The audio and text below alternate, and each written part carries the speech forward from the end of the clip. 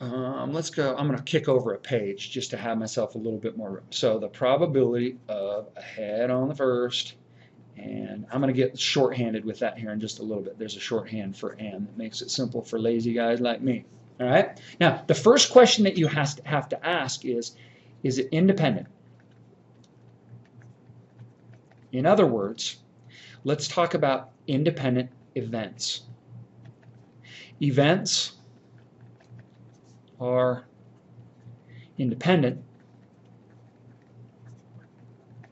if they don't affect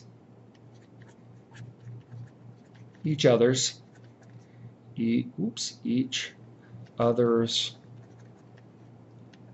probability. All right. In other words, if I flip a head on the first coin, will that have anything to do with the probability of me flipping a head on the second coin? That would be, I'm hoping that you see that the answer to that is absolutely not. Okay. Now, think of another independent event as if I take a deck of cards and I shuffle them up. And I do, let's see, the probability of, I want to know that the probability of getting a jack on the first, and if I get a jack on the second, but I'm gonna replace. So with replacement. In other words, I'm going to replace the card after I've drawn this first card right here. So I draw a card, and I look at it, and then I stick it back in the deck, and I reshuffle. All right. Now, notice that there's 52 cards for the first jack, and there's 52 cards for the second jack. So the probability of those are not affected at all. So if I get a jack on the first, the probability of getting a jack on the second is not affected at all.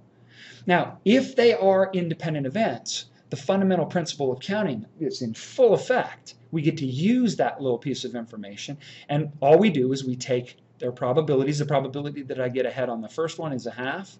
The probability that I get ahead on the second one is a half. And the probability that I get ahead on the third one is a half, and I end up with 1/8. Now, we actually did that graphically over here. Look at this. When I listed my sample space, isn't that the outcome that we were looking at for this probability? Woohoo! There is one way to get 3 heads, and there are 8 total possible outcomes in the sample space. Guess what? 1 in 8. For the jacks problem, let's do that one real quick. Whoa, where's my pen? The jacks problem, there are 4 out of 52, and there are 4 out of 52 because I replaced it, but this is really 1 out of 13 and 1 out of 13. Because I replaced it, that implies that the events are independent, so I get 1 out of 169. That's the probability. Now, I'm going to flip, so I'm going to go back to a problem that we did with the OR statement. Now, watch this. I'm going to do exactly the same thing. Let me change colors real quick. Looky here. Notice here I wrote the probability of getting a heart or a jack. So really what's happening is I'm doing 2 things at once, but I'm really looking for the probability of either one or the other. Now watch what happens if I bring this over and I go the probability, wait, I'm sorry, back that up. I apologize. A 6 or a jack. I'm rolling a die and I'm drawing a card, but I'm saying or. It's one or the other. All right? Or both, but I can't count it twice because I use that or statement. Over here, if I write this as the probability of a 6 and a jack, notice that conjunction is really, really important. It's the cornerstone of figuring out probabilities correctly. That's a whole different ballgame. Now, they are still independent of one another. If I roll a die and I get a 6, it does not affect the probability of drawing a jack out of a deck of cards. Likewise, if I get a jack out of a deck of cards, it doesn't affect the probability of rolling a 6 on the die. But the thing that you have to understand is that when I roll the die and I draw the card, what I'm looking at is a 6 on the die. Oh, I'm going to screw this up big time. A 6 on the die and on the card, a jack. Now, it could be any one of the 4 jacks. But because they're independent, I simply multiply their probabilities. The probability of getting a 6 is 1/6. The probability of getting a jack is 4 out of 52. There are 4 jacks out of a total of 52, or 1 out of 13. And what is that? That's 1 out of 78. There are 78 total outcomes in an AND statement like this where I roll a die and I flip a card. We could list them if we had more time, but we don't. All right? Now, I know the question that's nagging in the back. Whoa, what just happened there? So I hit the wrong button, apparently. I know the question that's nagging in the back of your head is, and that question is, well, what if they're not independent? Let's go back to here. Well, then they are dependent. So let's say that I want to find the probability of Jack on the first and Jack on the second. Now, in this case, we're going to do this without. Let's go without replacement. In other words, I draw a card and I get a Jack, but I don't put the card back in the deck and reshuffle it. Okay?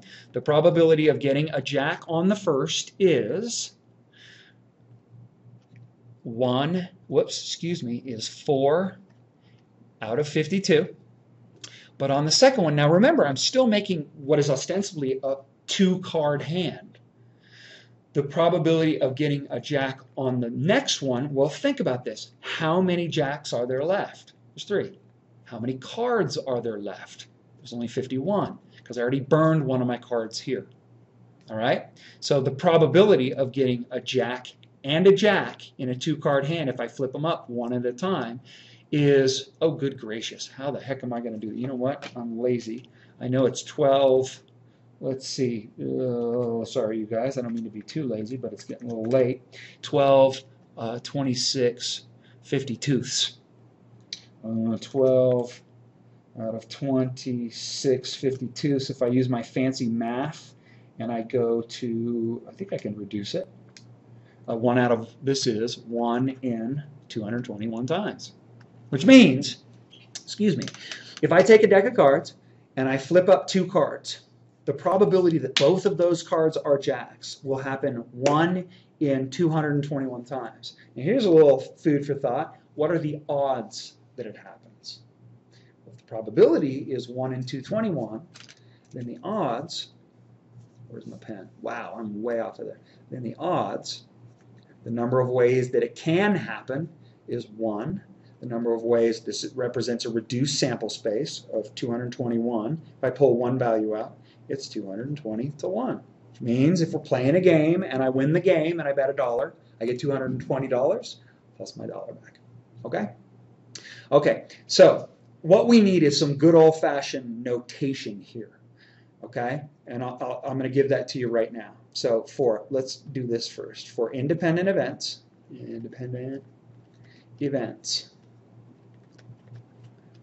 the probability of A and, I'm going to underline that, B is equal to the probability of A times the probability of B.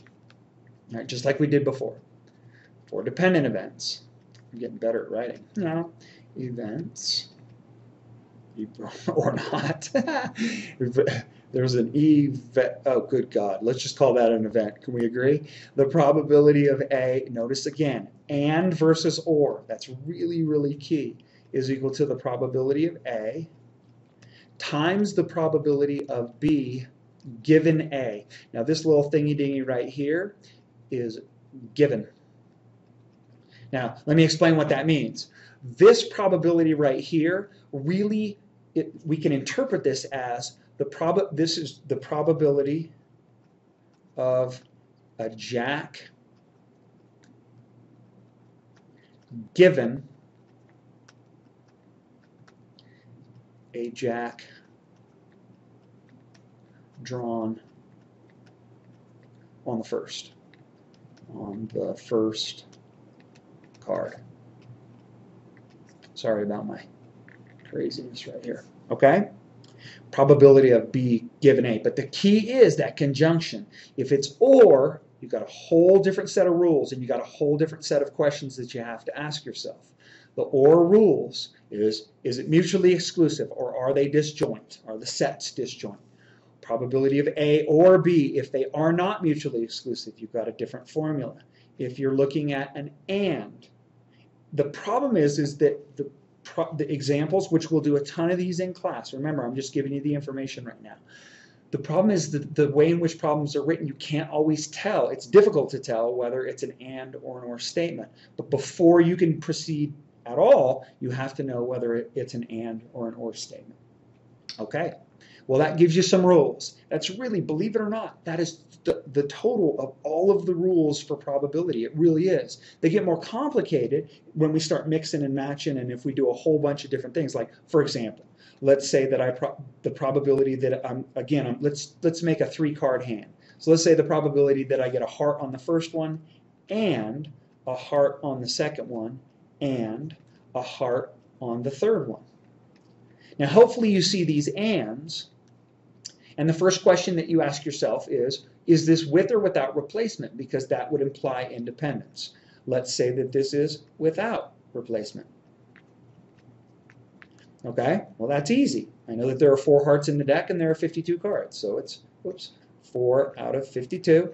For the next one, there's only 3 hearts left. There's a total of 51 cards left. And for the last one, there's a total of 2 hearts out of 50, and then we do our thing. However, if it's with replace,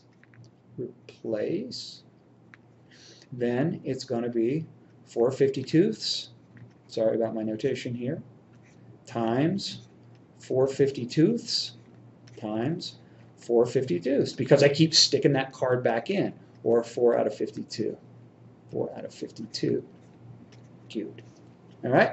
We've got some really good formulas to work with, and believe it or not, there aren't any more formulas that pertain to probability left. That's all we got.